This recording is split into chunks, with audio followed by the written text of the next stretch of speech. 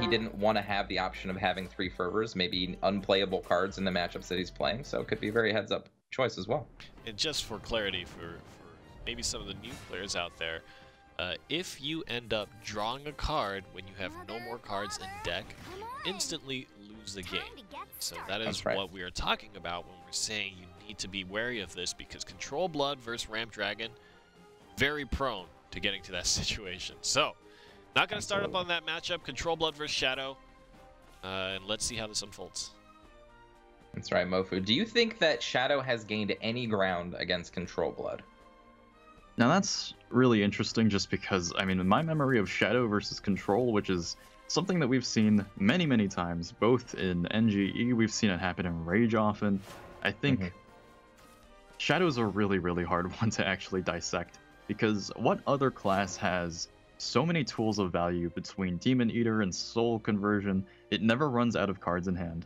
It never runs out of threats, it feels like, after it hits turn 7. And it's always within just a strong enough level of board stickiness that it actually seems like it's a mid-range deck that handles Control in a lot of other matchups just fine. As for dealing with Control Blood, I feel like I have seen this a million times and I still don't know where I would put my coin. That's interesting. Yeah, I don't know either. I think that Control Blood has a slight edge if it gets the right cards. Of course, we've talked about the correct cards, right? Diabolic Drains and Righteous Devils and things like Revelations in order to board clear turn after turn. But like you said, Shadow has more tools than most of the decks to keep coming back, right? They've got Ektars, they've got Thanes, they've got Prince Catacombs to just keep flooding the board over and over and over again. And it's very telling to see somebody like Akamarured, last season's champion, this season's only undefeated player so far, bringing it every single week, even though it's around Robin and his opponents know that he's going to be bringing it. Yeah, and I think that could actually just be part of how Mid-Shadow is a deck that's not really difficult to see coming. It doesn't really do anything that unpredictable. Even just with the variance of maybe random effects in the deck, maybe Lurching Corpse at best adds a little bit of a variance. But for the most part, you know what it's going to do in the mid-game. It's going to have a board and you're not going to be able to do anything about it. And you know that the 7-drops are coming and you probably won't be able to do anything about it. I think that is what lends Shadow to being a class where it's consistent, it's strong, and you can keep bringing it time and time again. And unless people really genuinely try to run some oddball cards to counter it, like Calamitous Curse or Acolyte Slight or otherwise, then you're probably not going to be as prepared for it as you'd like. So I think it just comes down to it's difficult to prepare for this matchup, and that's why people who like consistent game plans like Akamarured are so attracted to bringing it over and over. Yep, and as we see it, talking about its consistency, not getting the most of consistent draws here, getting all of his 7-drops essentially in his early beginning here, not being able to generate a ton of shadows, hasn't gotten through a lot of cards yet. Does have some options now with the Lurching Corpse and the Demon Eater and Soul Conversion and things, but very slow game plan. Even so slow, Dasvi's like, I'm going to play this Belphegor on 4, because I'm not afraid. Right. I think it's actually extremely unlikely that a hand like Akamarured's happens. That's half of the win conditions in the deck in his top 8 cards. But even so, as I mentioned, with the sheer amount of card draw options in Shadow between these 2 cards, Conversion and Demon Eater, you'll see that Shadow always has something else to look for and something else to do. I think it's one of the classes that most rarely will ever show you an actual, like a weak turn, really.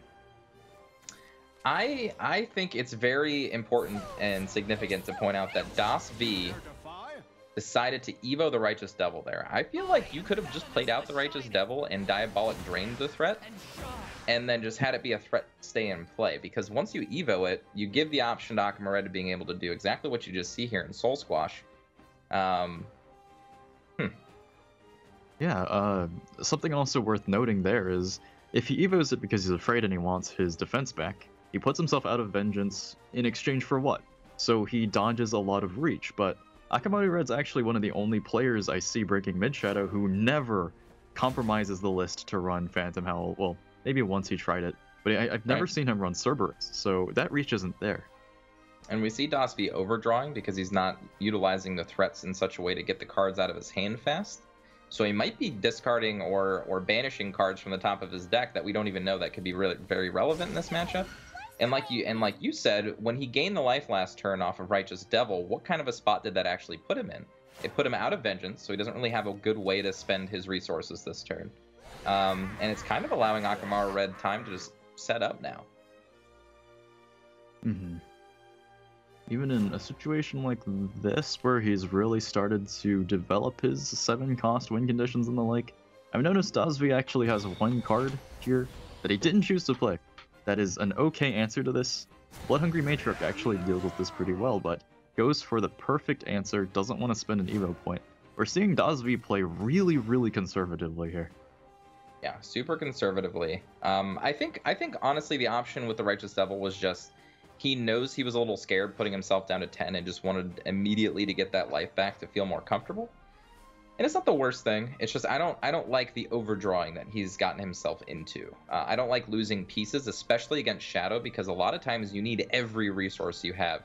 You know, if those were 2 revelations that he discarded off the top of his deck, you know what I mean? Like, how do you actually win the end game when your board clears are gone? Things like that. So it's important to note. Yeah, and that makes a special sense considering I think I may have seen Dasvi sort of try this approach before to mid-Shadow. I feel like I've at least seen Control Blood players try this very often, where they try to turn mid-Shadow versus Control into a pure resource grind. They actually just accept the challenge of, alright, play all your win conditions, I'm not going to die to it, and then you're going to run out of things other than just card draw on your deck. That's how I'm going to win. I feel like maybe it could be Enemy's popularity that made people notice that that was possible. People aren't running things that end the game like Tyrant anymore. But it's interesting, and I'm really like interested in seeing how that actually ends up working out. Well, as we saw in a previous week, one of Mid Shadow's greatest tools against a deck like Control Blood can be Tyrant. Because it's just this one effect in your deck that after all is said and done, resource trading and board wipes and you name it, if you're at 13 or less, you're just dead. Right. Though it really is characteristic of Akamarured that as I said before, I don't really see him cutting 4 cards with sort of stranger or more situational effects here. Yeah, God, no. I mean, he's not playing any of the Serbs, any of the Phantom Howls, no, definitely Tyrant, just very straightforward mid-Shadow. Every card you'd expect to see in the deck. And just now, we saw Dasvi spend his 2nd evolution point the very same way he spent the first one, for healing and kind of keeping his defense as high as possible to the Righteous Devil. I find it really interesting that he chooses to go for that, though. I do. I mean, like, when you're playing against an aggressive deck, a mid-range deck, whatever, I mean, you play Righteous Devils, using all of your Evo points on them, it's the best Evo target in your deck. So I don't mind it at all. I think it still puts him in a really great spot. He doesn't have to worry about his life for a long time after doing things like that. And you don't really need to use your Evo points a lot in Blood because most of the cards come down and do their job without Evoing. Though, also pretty interesting to me is, like, when I see Dasvi going for, like, the grinder or pressure game here, it makes me wonder, is he, like, if he plays so much for life during the, like, mid and early game, that it makes me wonder if he also intends to use as many clear tools as possible, or whether he might be waiting for Akamarured to play something like Prince Catacomb first before he drops them. It's really interesting to watch how he decides to use his tools. Yep. I really like this line. You could have revved this turn, but again, revving when it's not something like a Thane. I think you save revs almost exclusively for Thanes, now that I think about it, because it's the only way to fully clear them without using an Evo point, and you don't take any damage from it, right? So I think every rev goes to a Thane, and then if you can deal with Ektar boards outside of that, great. Right. In addition, I think it's very funny that he also played that turn out very peculiarly, so as to try to get a mill off of Akamarured. Not to very much value, but it still is. It's still so interesting to me to see. He's very clearly established a game plan so far, and he's not diverting from it at all. Right. I find it interesting that Akamarured chose to evolve to kill this turn. Because if I'm thinking, you know, this is still early on the game, there's still plenty of board wipes that can happen. this just makes it even easier, and I'm throwing away an Evo point, kind of. Like, the 4 damage, how relevant is the 4 damage from the Emeralda, right? Mm-hmm. And to use your Evo point like that and not deal face damage with it, kind of suspect to me. Right. So what are you afraid of when you're playing against Dasvi's list here? Because we can see the game plan from him coming out pretty clearly because we know what he has in hand. But Right. I wonder what kind of impression it puts on Akamarured here. What are you trying to play against? Well, the thing is, if you look at the deck list, I mean, Spawn of the Abyss is something that has to be in play before it goes off, right? Azazel's not something you can ever comfortably play if you're Dasvi unless you already have something like a Spawn of the Abyss in play. Temptress Vampires can always come out and things like that, but if they play a Temptress Vampire, you still have the rest of your board. So I'm not really worried about that. There's not a world in my mind where I Evo to kill that Emeralda, but we'll see. We'll see if this actually pays off for him. Once again, interesting. To speak of him using Spawn as one of the main win conditions of the list, I feel like against Shadow, that may have been, just right after the Diabolic Drain, one of the safest moments he could have landed it. But he chooses to clear again, this time using Bloodhungry Matriarch. Right. I think Dasvi is just, he's playing that, I'm going to take the slowest possible approach, outvalue every single thing that Akamarured's doing. I think he's just in that mindset, and that's not going to change. It might end up becoming a little scary, because I feel like that was actually a pretty solid setup. He had an evolution point left over. I think he actually had a potential Azazel setup. But once again, doesn't want to leave anything up to like some massive commitment like that, it seems.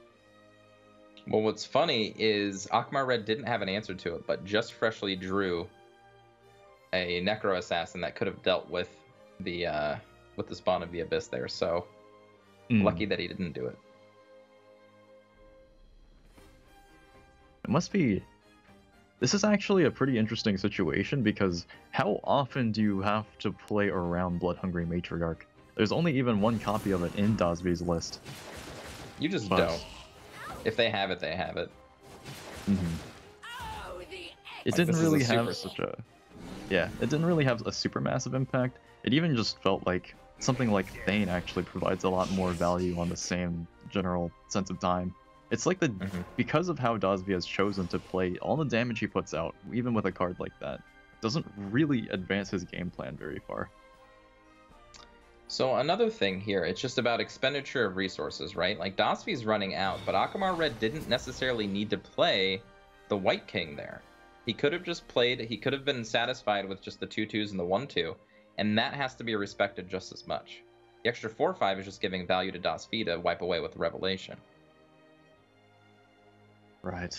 Even with the zombie party committed, it found a lot of value in the Skull Beast as well, because that's enough pressure. Dasvi has to clear the board anyway. Yeah. But now giving the White King up as well is just one extra resource that he's down. Now, saying that, right now Akamarured has access to more of his fills than Dasvi has to his wipes, but Akamarured doesn't know that. So I doubt he's just going to start laying out these Ektars. It reminds me a lot of what we saw in Rage, and how Japanese players tend to approach mid-shadow, is even though it is a mid-range deck, if you're against control, it just completely switches archetypes. I'm a control deck now too. Right. And it's these pivotal turns, right? Like, you know, your opponent's already used 2 Revelations, they've already used their Blood-Hungry Matriarch. What are you really afraid of by playing the Ektar? Just losing out on the ability to do what, right? Like, you're never really going to stick a huge board, right? If you are, you're probably winning the game anyway. You probably don't need the extra damage from Ektar. And if you never take the stab at it, you might just be giving the control deck plenty of time to draw their last rev, to draw all the cards that they need to finish the game out.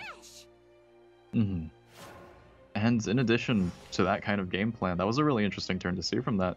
He evaluated his series as not going to be a part of that game plan of attrition. He doesn't really need the life, because something like Azazel would be the finisher here anyway. So he tosses it to look for something else, but I'm thinking the most important tool for Akamarured to find, if he were to go for a play like that, is probably going to be Prince Catacomb alongside some of the smaller pieces, like a zombie generator like Zombie Party, or his Skull Beasts even. Right. So I like this play again. I just want to see him not commit the White King here. Doesn't need to. To not elect to run Dark Blade Fiend and the like does mean that the Thanes are going to be the only source of wards in the deck, and it's not really easy to get to them through it. Right. Right. So I like this play. This, of course, plays right into Hungering Horde, but you can't really not play into that with Zombie Party. And I think Dasvi's recognizing that he's now pushing Akamarured against the ropes. And I think he's identifying that, especially with evoing the Baphomet there. That's saying something. And very nice that he evolved to split the stats, understands that he still hasn't seen one of the little soul squashers, so denies a lot of value there.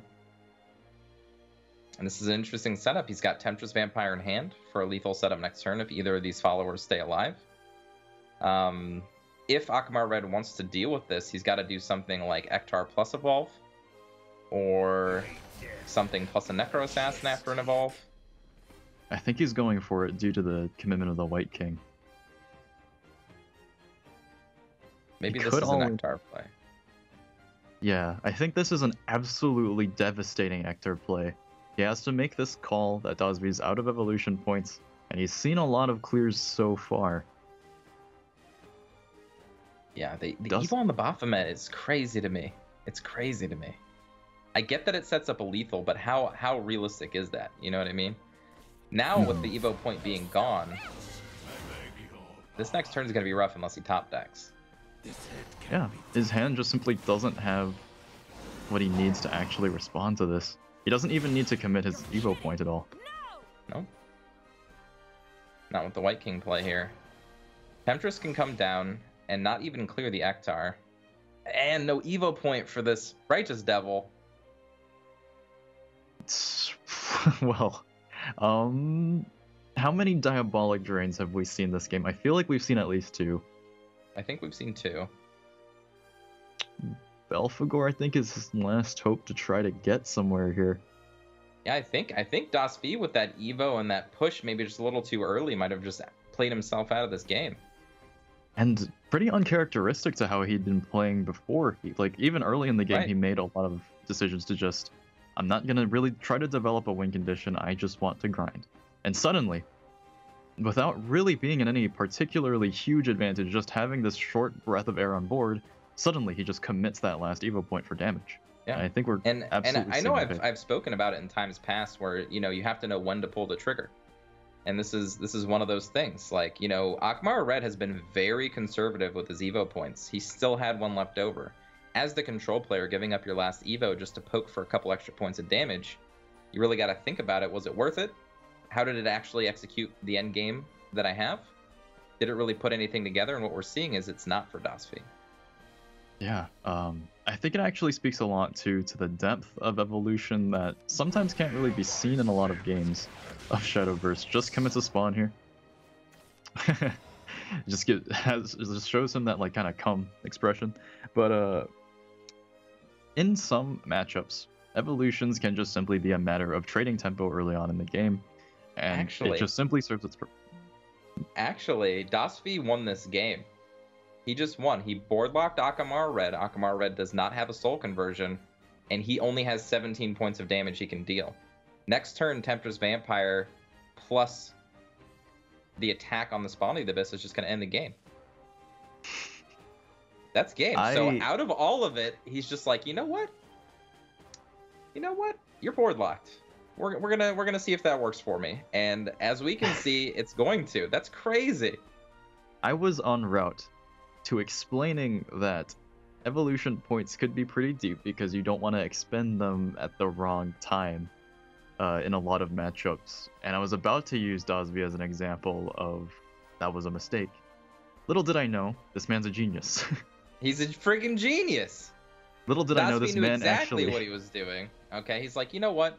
If I make this play, and he boardlocks himself, this is a play that you can utilize across the board for all of you watching out there as a control player. If your opponent boardlocks themselves, and they can only deal a maximum amount of damage, count that damage. If it's not lethal, you can just keep it in play and do something like this crazy Spawn of the Abyss play to win the game. This is insane to me.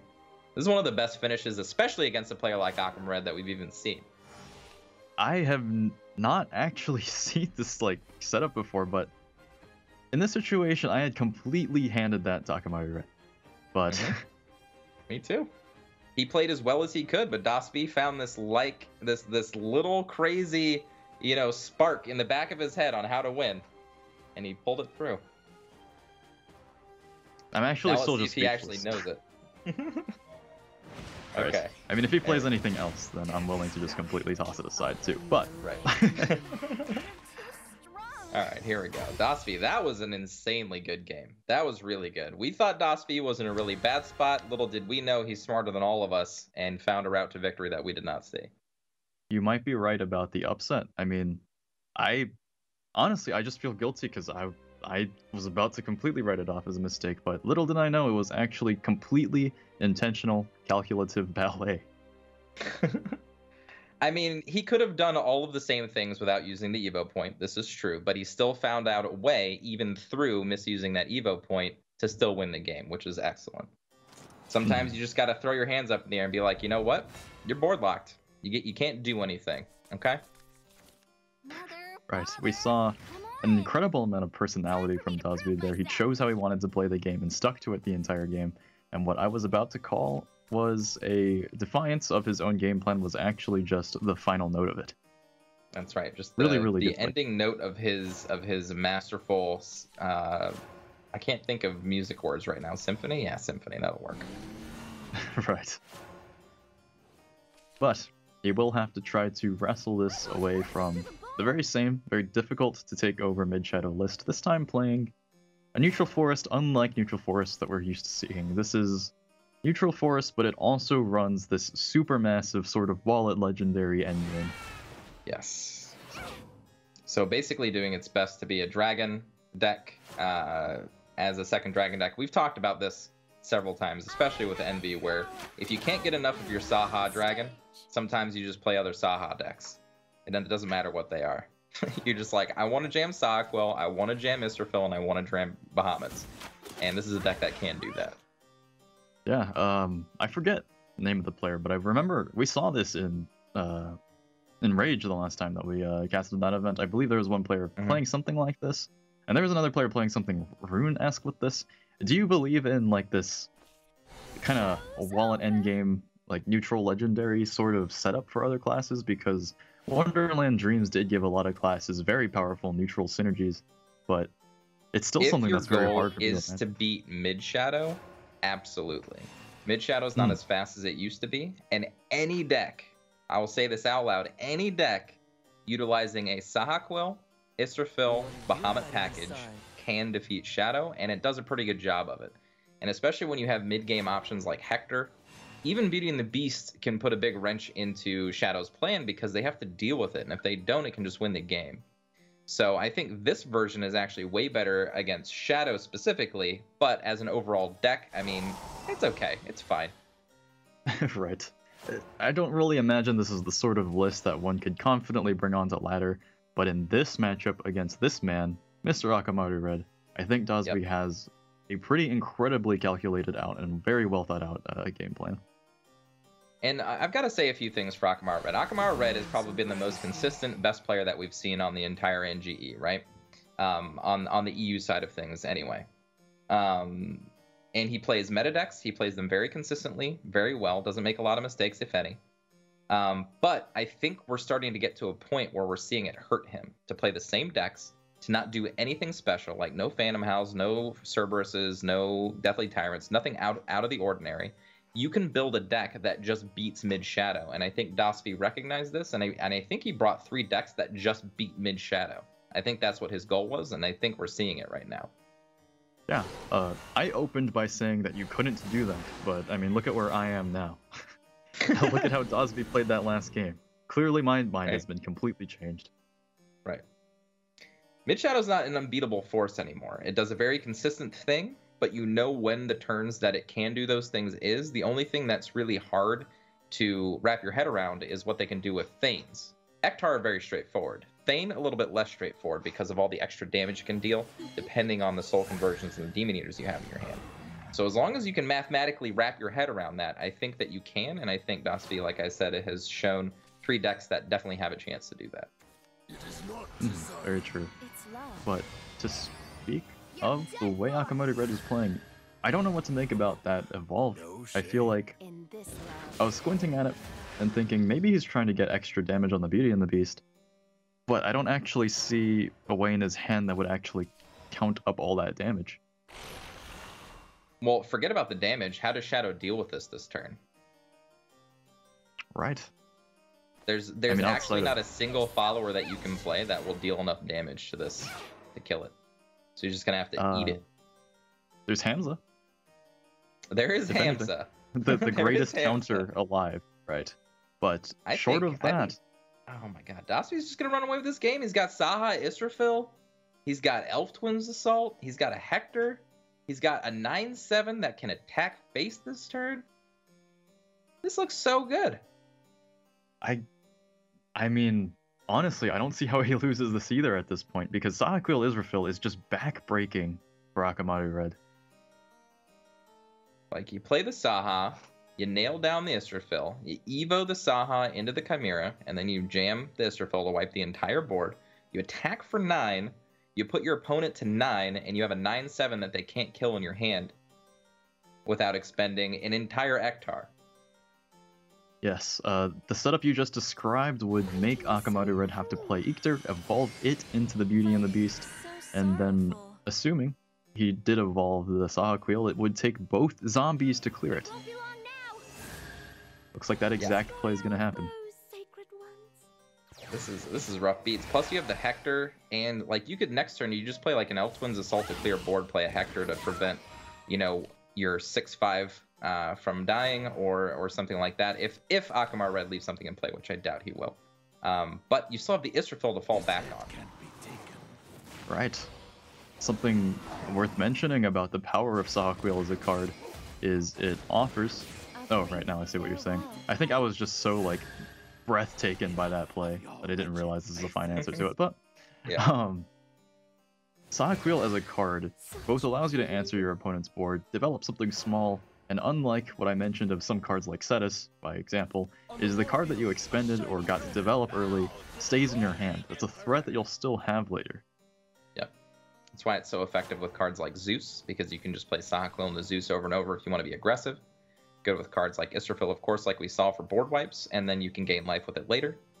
Unfortunately, Dasvi draws Ariad a little bit late, not right after the Beauty and the Beast stay alive, but will still be helpful in finishing the game out if he can manage to stick anything, even this turn. But Sarah's coming down to foil that plan. Right. Sarah is, unlike the previous game, is going to try to put in some work here, try to get Akamarured back into any sort of range from which he can kind of contest the resources that Dasvi has. But Elf Twins Assault is potentially one of the strongest removal pieces in the game, is just going to close that book. Yep. And I think for the rest of this turn, just attacking with the Kai'Sa and then Ariading the Kai'Sa just to put a 4/5 body in play is great, because again, 8 shadows. The Ektar tokens aren't going to be big enough to kill the 5 toughness, but it looks like he's electing just to keep it. Yeah, I liked that play a lot, though I suppose it just feels so bad to use an Ariad like that, but something I guess always worth mentioning about Ariad is that the body left behind by the effect is still a very, very potent threat by itself. Mm-hmm. Absolutely is. And I think if he would have done that this turn, he would have been in really good shape. I mean, the zombie party would have had to been used on top of the Ektar just to clear all the threats, if that's the way he wanted to go with it. Or if you would have just left the Ariad in play, that's, 8 damage that could have been going to face, or just another board control card on top of the Israfil that's going to be played next turn. Mm-hmm. So, pretty interesting lines of play on the side of Dasvi, but I think Akamarured's not quite out of this. He did get quite a bit of healing earlier from the series, and he can start just playing his grinder pieces one by one and try to claim control of the board again. Yeah, but every turn is scary, right? Because you want a zombie party here and not Ektar here, but that only clears off 1 follower from the enemy side, and then you're taking just that little bit of extra damage. You know Israfil's in hand for Dasvi, so you have to be always aware of it. Right, and at the same time, yeah, I empathize with this. It takes away some of his board's sort of active body strength, but he does get to dig a little bit further for some other sort of option that gets him out here. Mhm.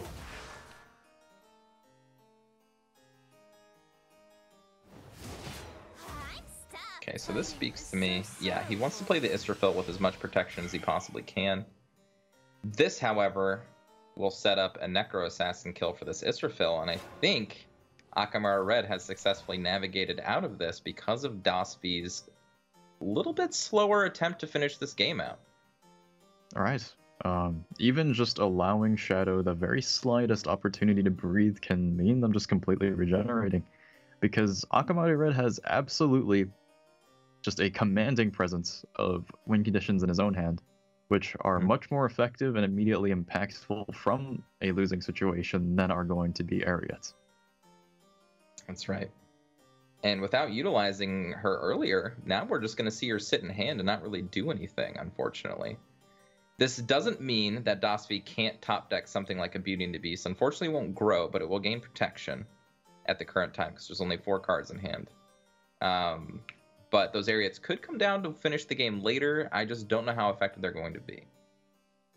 I've actually kind of seen this, I think, in pretty much every time I've seen Usual Forest played. Is Beauty and the Beast comes down, it looks amazing, and then Ariet looks like such a juicy finisher, but I've never actually once seen in a tournament game the Ariet matter. I've lost to it myself. I think we've seen it once. I think we've seen it once in tournament play. Potentially once, but I think it just comes down to a problem that Ariet, without specifically hitting Beauty and the Beast, is at a massive lack of consistent and hard to remove finishers in a class like Forest. That is true. Well, he is getting a string of card draw here. Not the worst he could be doing. Is going to need to see a Bahamut or something like that soon, I believe. Right. He has 2 more draws for it, but Akamarured with 2 Lurching Corpses now, Necro Assassin and Imperial Thane has an infinite wealth, or seemingly infinite wealth, of tools that'll give him either a ward with Bane or things that just absolutely prevent Bahamut from coming down. I think Akamarured is just pulled back into this one. Yeah, I think he is now the favorite to win this game. Absolutely. But it's still closer. It's still like Razor's Edge. Akamarured might have the advantage, but it's not an over... Like, it's not a crazy amount of advantage here. Dasvi can turn this game around easily by just drawing something like a Bahamut. Obviously answered by Akamarured, but with those threats being gone, especially if he plays the Bahamut after the Thane's played, I think Dasvi can slip it right back into his favor. Yeah. It leads us into the question of how much Akamarured is supposed to, or whether he can make the correct reads on how much does he commit now. The Imperial Thane does give him a lot of immediate finishing power, but I think this is particularly a bit weaker to something like a Bahamut. Yes, it is. Now, playing the Lurching Corpse is a nod to that, and you get the White King in value afterwards, so it's not the worst play by any means. But I think he's protecting himself there, and that's if Bahamut existed. If Dasvi can't manage to find it after these swings here, he might be in a lot of trouble. And by a lot of trouble, I mean dead. Right. It had to be one of those next 3 cards after the normal draw and the 2 pops, but really, all he started to find was his sort of lower value early game cards, and I've seen this happen to Neutral Forest over and over. Now, I think the safest play that he can make is to play the Kindly Treant into the Beauty and the Beast and just pray that Akamarured cannot kill him. Because that will set up a lethal turn with Beauty and the Beast, and give him at least protection from an attacker. And it does take away the immediate lethal threat. Right. Now, that being said, Necro Assassin that we know is in the hand of Akamarured, if that play were to go down, he'd have to dodge both of the effects of the Lurching Corpse and the Necro Assassin. It looks like that's the plan he's going for. That's it. He's playing to win now. Ooh. He has multiple tries in that he can play Necro Assassin onto the Lurching Corpse and get 2 shots at lethal here. Well, he's got more than that. He can actually just jam the Lurching Corpse in, and there might be an Immortal Thane lethal that I'm not even counting right now. But he can just jam the first Lurching Corpse in, see if it hits, play the second Lurching Corpse and the Necro Assassin, get 2 more tries at it, and then just go. If he plays the Thane here... yeah, I guess he doesn't really have the board space for a Thane lethal here, I think. Usually Right. that involves a lot of skeletons, but... Ooh. Okay. Oh! But He gave himself less of a chance now, and he's punished for it. And now he's going to lose the game.